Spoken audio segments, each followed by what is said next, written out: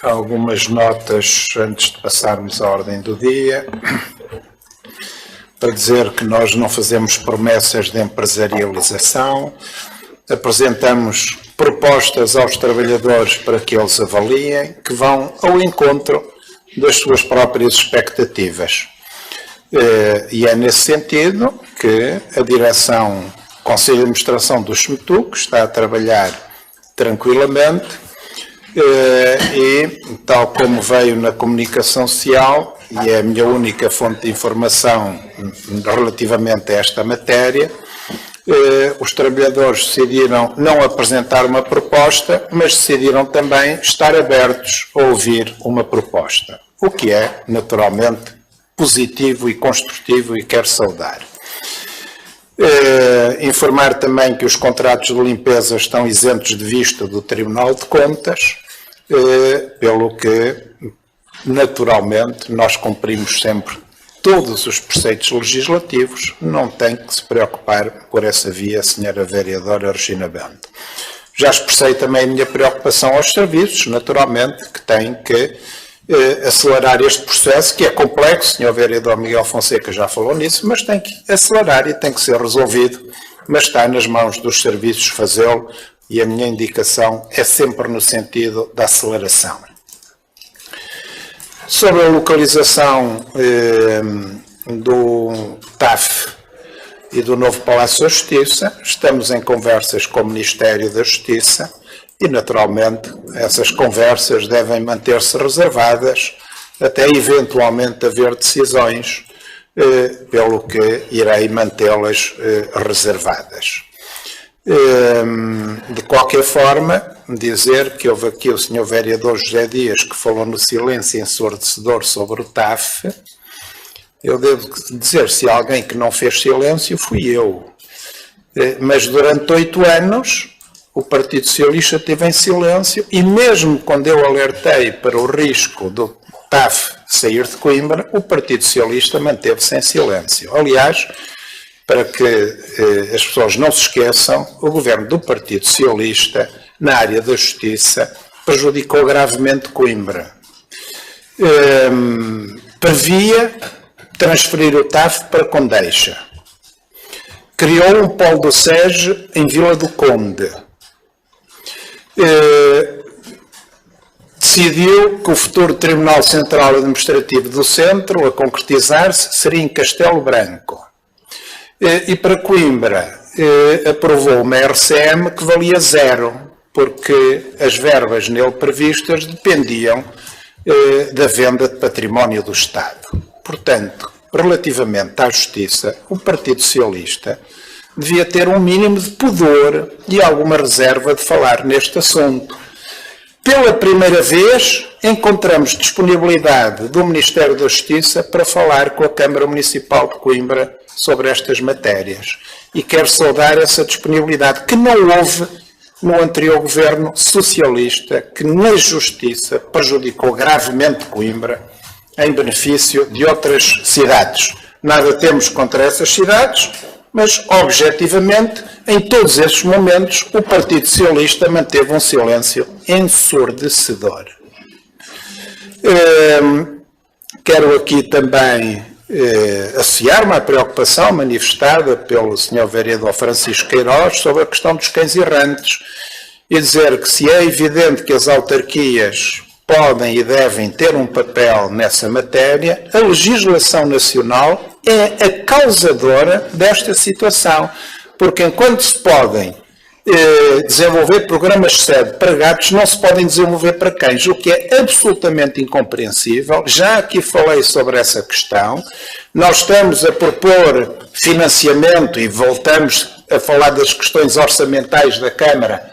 Infelizmente, Coimbra não é como uma Câmara deste país que tem 250 milhões de euros no banco, mas é uma Câmara que promoveu outro tipo de desenvolvimento que em Coimbra, infelizmente, Coimbra não fez.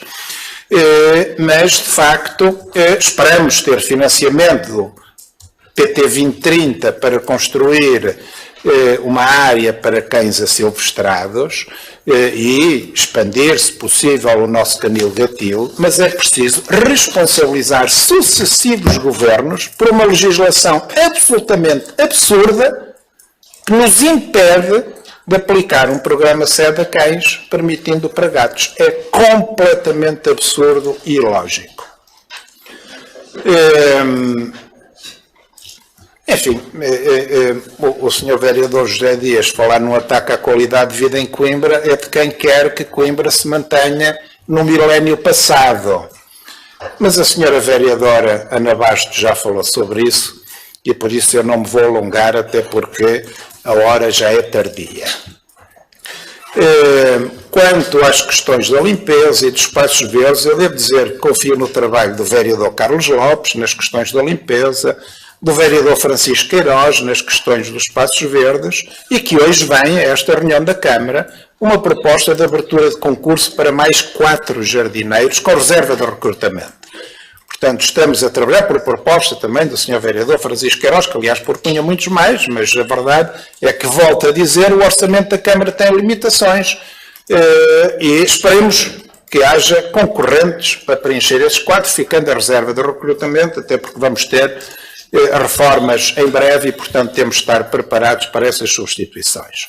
Mas a verdade é que, efetivamente, o número de jardineiros reduziu drasticamente, o número de áreas verdes a tratar pela Câmara aumentou e isso é uma equação insolúvel. Resolve-se com orçamento, que a Câmara não tem. E nós temos que ser realistas sobre a situação atual do orçamento da Câmara de Coimbra e também já falei aqui sobre hoje e não me vou repetir.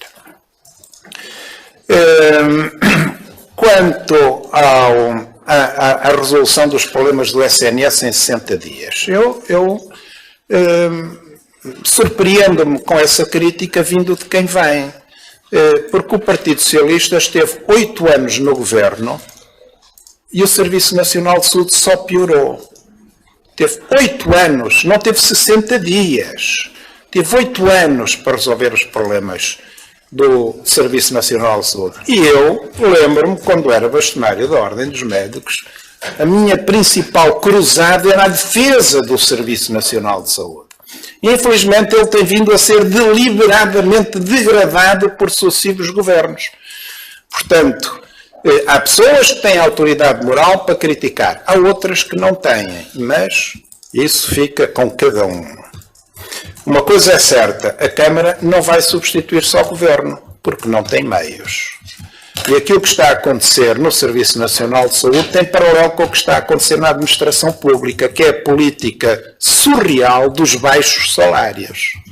A política dos baixos salários destrói a administração pública. E é isso que está a acontecer no Serviço Nacional de Saúde. Mas isso é competência de sucessivos governos, não é competência da Câmara, e a Câmara, que já vai ter este ano um orçamento, e volta um buraco no orçamento, de 1,2 milhões de euros, com a descentralização da saúde mal conduzida pelo anterior governo e pela anterior Associação Nacional de Municípios, naturalmente que não tem dinheiro para estar a financiar aquilo que não é da sua competência financiar. E já avisamos o atual Ministro da Coesão que se não houver um reforço da transferência, a descentralização vai parar dentro de pouco tempo, porque não há dinheiro, ponto final, parágrafo, para a Câmara continuar a financiar o processo de descentralização. Portanto, o anterior governo estava informado, mas caiu democraticamente, enfim, sendo essa questão muito discutível a forma como caiu, mas não é assunto para aqui. Mas o atual governo está perfeitamente informado da situação dramática da descentralização da saúde. Portanto, esperamos respostas em breve, ou será responsável pela paralisia em Coimbra do processo de descentralização. As contas estão feitas, estão devidamente informadas e continuamos à espera que nos seja pago aquilo que já é dívida reconhecida de anos anteriores, da descentralização na educação, em que o Governo nos deve 1 milhão, não foi pago pelo anterior e este ainda teve pouco tempo. Portanto, temos que lhe dar o benefício da dúvida. Mas está também informado de que o Governo nos deve só de anos anteriores na descentralização da educação, dívida reconhecida pela DGAL, segundo os métodos da DGAL, que são errados, mas mesmo assim não nos pagam esse milhão que está em dívida. Portanto, volto a dizer, sem ovos não se fazem omeletes. Se houver algum problema na descentralização, agora a responsabilidade é do atual governo, porque nós não ficamos em silêncio perante nenhum governo, ao contrário do que acontece com outros vereadores. Hoje voltou a falar-se do formato das reuniões da Câmara, sim senhora, já aqui tínhamos falado. Volto a recordar que no tempo do Partido Socialista não havia descentralização de reuniões. Volto a recordar, cada vez que este assunto vier à baila, volto a recordar. E que nós não recusamos nenhum convite de presidentes de junta para visitar as respectivas freguesias e as respectivas instituições. Por isso, eu volto a solicitar ao Sr. Presidente da Junta que organize uma visita do Executivo Camarário à freguesia de Torres do Mondego, porque nós vamos visitando, nós vamos conhecendo. Mas não precisa de haver uma reunião descentralizada para se fazer essa visita, até porque normalmente essa manhã é uma manhã de trabalho. É a menos boa altura para se fazer essa visita. Portanto, nós estamos sempre disponíveis para visitar todas as instituições e todas as freguesias que nos façam esse convite.